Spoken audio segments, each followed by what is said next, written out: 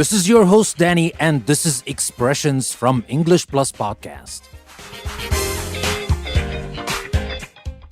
Our expression for today is pros and cons. What does it mean to talk about pros and cons? What are the pros and cons? Well, the pros and cons of something are its advantages and disadvantages, which you consider carefully so that you can make a sensible decision. For example, we can say they sat for hours debating the pros and cons of setting up their own company. Or we can talk about things like motherhood, for example. Motherhood is great, but it has both its pros and cons, advantages and disadvantages. And almost everything in life has pros and cons. Sometimes it might not be that important to think about pros and cons, but sometimes when you want to make decisions and you want to choose something, you might want to consider the pros and cons because it's an important thing. You might weigh the pros against the cons. Maybe if you have more advantages, you will do it. Maybe if you have more disadvantages, you won't do it. But the expression is we discuss, we think about,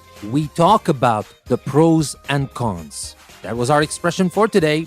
Another day, another expression. Thank you very much for listening to another expression from English Plus Podcast. This is your host, Danny. I will see you next time.